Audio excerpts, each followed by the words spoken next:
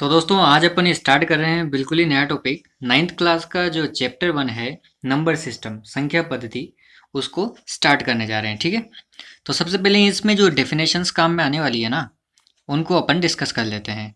तो सबसे पहले काम आएगी अपने क्या, प्राकृत संख्याएं। प्राकृत संख्याएं मतलब नेचुरल नंबर्स। इसे कैपिटल एन से डिनोट करते हैं। किससे डिनोट करते हैं? कैपिटल एन से। ये संख्याएं कहाँ से स्टार्ट होती है? 1 से लेकर 1 2 3 4 ऐसे इनफाइनाइट तक जाती है। वो संख्याएं कहलाती है क्या? प्राकृत संख्याएं, नेचुरल नंबर्स कहलाती है। ठीक है, जैसे आपने लाइन देखी होगी, लाइन रहती है, यहाँ पे क्या रहता है? 0 रहता है, और इधर क्या चलती है? इधर पॉजिटिव पॉजिटिव चलता है, और इधर क्या चलता है? नेगेटिव चलता है। ठीक है, यहाँ पे क्या आएगा? +1 +2 ऐसे कहाँ तक जाता है? ये प्लस इनफाइनाइट तक। ठीक है, और इधर क्या चलती है? -1 -2 ऐसे कहाँ तक जाती है? माइनस इनफाइनाइट तक। ठीक है, तो प्राकृत संख्याएं कहाँ से स्टार्ट होती है? वो 1 से लेकर प्लस इनफाइनाइट तक जाती है, वो कहलाती है क्या? प्राकृत संख्याएं। ठीक है, समझ आया?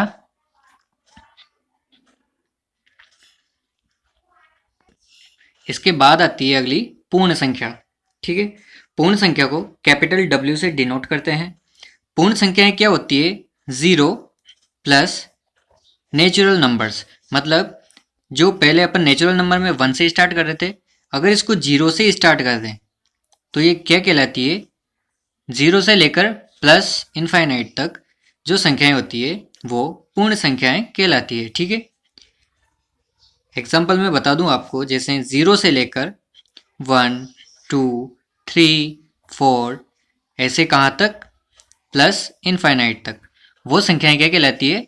पूर्ण संख्याएं कहलाती है। ठीक है, इसे कैपिटल W से डिनोट करते हैं, इसे भी ध्यान रखना दोस्तों। ठीक है, अगला आता है पूर्णांक।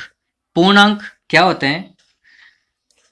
मतलब पूर्णांक होते हैं माइनस इनफाइनाइट से लेकर प्लस इनफाइनाइट तक की जितनी भी संख्याएं हैं ना, वो पूर्णांक कहलाती है, और वो कंप्लीट नंबर्स में होने चाहिए, पूर्ण अंक होने चाहिए। ठीक है, मतलब कहाँ से कहाँ तक चलती है ये चलती है माइनस इनफाइनाइट से लेकर -2 -1 0 +1 +2 ऐसे कहाँ तक?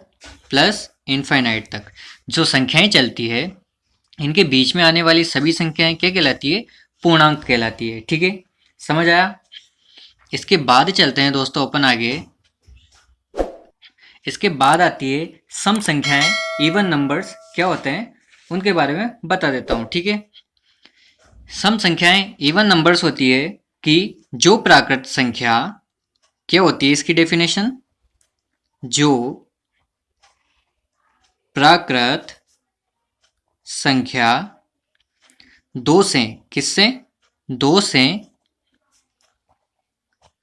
पूर्णतया विभक्त हो, मतलब जिस संख्या में 2 का भाग पूरी बार चला जाए, वो संख्या कौन सी संख्याएं कहलाती है? सम संख्याएं कहलाती है। ठीक है, एग्जाम्पल में बता दूं आपको, जैसे 2 10 12 22 ये सब क्या है? 2 से विभाजित होने वाली संख्याएं हैं, कंप्लीट रूप से डिवाइडेड हो जाती है। ठीक है, तो क्या कहलाती है? वो संख्याएं सम संख्याएं कहलाती है। इसके बाद आती है विषम संख्याएं। क्या होती है? ऑड नंबर्स क्या होते हैं? ठीक है, तो जो प्राकृत संख्याओं के बारे में सबसे पहले बता चुका हूं मैं आपको कि प्राकृत संख्याएं 1 से स्टार्ट होकर प्लस इनफाइनाइट तक जाती है। ठीक है, तो विषम संख्याएं क्या होती है? जो प्राकृत संख्या 2 से पूर्णतया विभक्त ना हो पाए। ठीक है, मतलब कंप्लीटली डिवाइडेड नहीं हो पाए, किससे? 2 से, तो वो संख्याएं क्या कहलाती है? वो कहलाती है विषम संख्याएं। एग्जाम्पल में जैसे ले लेते हैं 23, 57 या फिर 35, ऐसे कोई भी विषम संख्या जो 2 से पूरी पूरी बार विभाजित नहीं हो पाती है वो विषम संख्याएं कहलाती है। ठीक है, इसके बाद आती है कौन सी? अभाज्य संख्याएं। अभाज्य संख्याएं क्या होती है? अभाज्य संख्याएं होती है एक से बड़ी। किससे बड़ी? एक से बड़ी वे प्राकृत संख्या, वे प्राकृत संख्या जो एक या स्वयं, वे प्राकृत संख्या जो एक से बड़ी वे प्राकृत संख्या जो एक या स्वयं के अलावा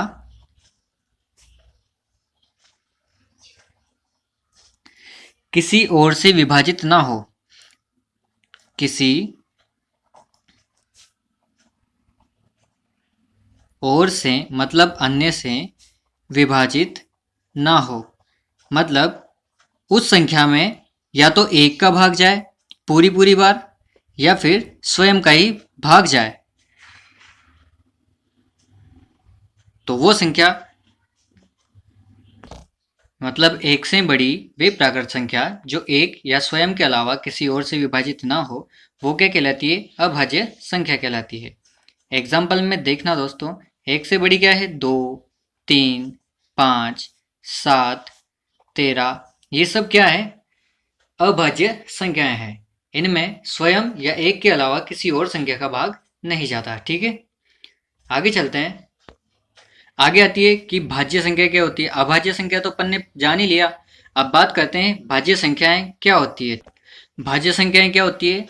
एक से बड़ी वे प्राकृत संख्या जो एक या स्वयं के अलावा किसी और से भी विभाजित हो। मतलब उसमें एक या स्वयं का तो भाग जाए सही, साथ ही साथ किसी अन्य संख्या का भी भाग उसमें पूरी पूरी बार चला जाए, तो वो क्या कहलाती है? भाज्य संख्या कहलाती है। जैसे ले लेते हैं अपन 4, 16, 9। अब 4 में किस किस संख्या का भाग जा रहा है? इसमें 2 का भी भाग जा रहा है, 1 का भी भाग जा रहा है। ठीक है, 16 में किसका जा रहा है? इसमें 2 का भी जा रहा है, 4 का भी जा रहा है और 1 का भी जा रहा है। तो ऐसे क्या होता है? मतलब स्वयं एक के अलावा भी किसी अन्य संख्या का भी भाग चला जाए पूरी पूरी बार, तो वो कहलाती है भाज्य संख्या।